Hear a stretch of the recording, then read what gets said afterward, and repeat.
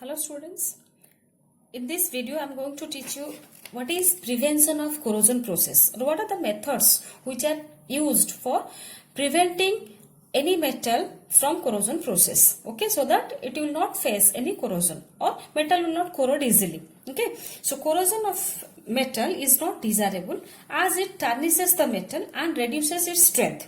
Hence it should be prevented by the following methods. So not to invite any corrosion process. So these are the following processes. There are some processes which should be adopted so that metal should not be corroded or corrosion process will not be happening. Okay. So first process is called barrier protection. Okay. Now barrier protection can be achieved by any of the following method. Okay. Barrier protection can be done either by coating the metal surface with paints, by coating metal surface with oil or grease. I hope these two processes you have gone through in your 9th or 10th standard portion of chemistry. That is greasing and oiling are the general methods which are adopted not to invite any corrosion process. Okay. Then the third one is by coating the metal with non-corroding metal like nickel, chromium through electroplating. The next one is by coating the metal with that is certain chemicals. These are the barrier protection method. These are coming under barrier protection method. Now the next one is sacrificial protection, which is of exam area. That is from this area you can expect any 1 mark question. Okay. So what is sacrificial protection? This method involves the protection of a metal at the expense of some other more active, that is electropositive metal coated on its surface. Okay. I am explaining these 4 lines. What does it mean? Sacrificial protection means any metal will be sacrificed just to protect any other metal.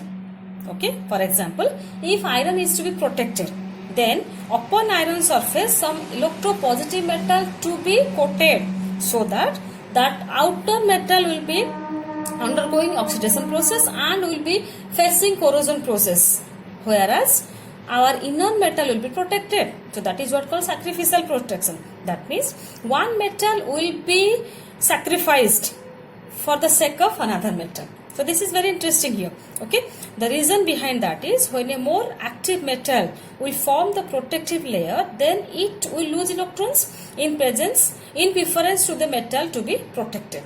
So that is what the meaning of sacrificial here, na? So sacrificial means or sacrifice, one metal is sacrificed for the sake of other. Okay. And one of these process which is involving sacrificial protection is galvanization. Okay. I hope you have gone through this word galvanization. Okay. So what is the process called galvanization? I am explaining here. Zinc being more electropositive than iron, okay, is generally used for covering iron surface. In some other I can explain, zinc is having higher oxidation potential. So it will be undergoing or it is very prone for oxidation process to happen.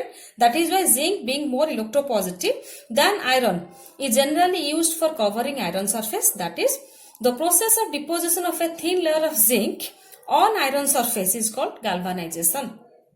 Okay. The process of deposition of a thin layer of zinc on iron surface is called galvanization process. Okay. Now galvanization can be done either by dipping iron sheets in molten zinc and then pass through hot rollers when the extra zinc sticking to them is removed and a thin film, that is uniform layer of zinc, is obtained. I am repeating, galvanization can be done either by dipping iron sheets in molten, means semi-liquid, in molten zinc and then pass through hot rollers through them.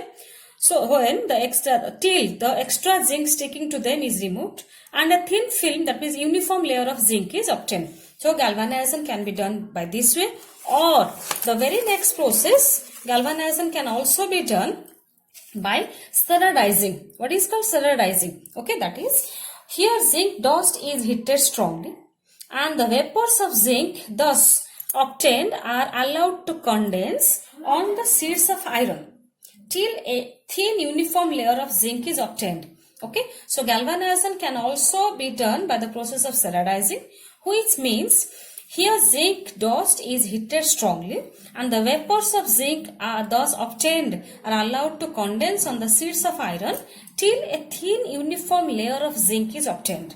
Okay, so first process is it should be dipped in molten, that is it should be dipped in molten zinc. Iron seed should be dipped in molten zinc, or the second process is sterilizing process. Okay, now here it is, one important area is also given for you. Iron doesn't rust even when zinc coating develops scratches or cracks.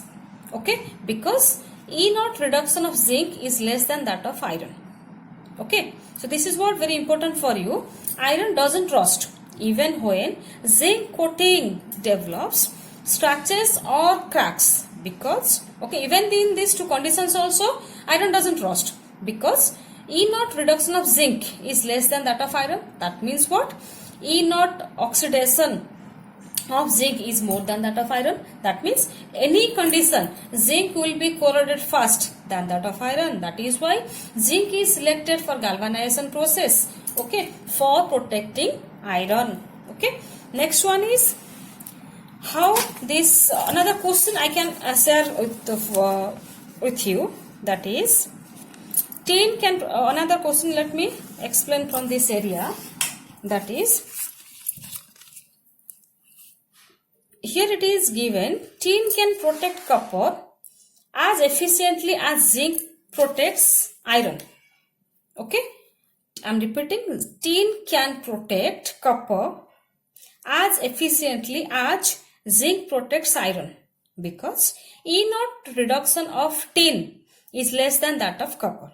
Okay, you may be getting the question, or you can be facing the question from this area, like between tin and copper, who will be protecting whom from corrosion process, and the E0 reduction values are given below. Getting? Now just observe from these two values, who is more active?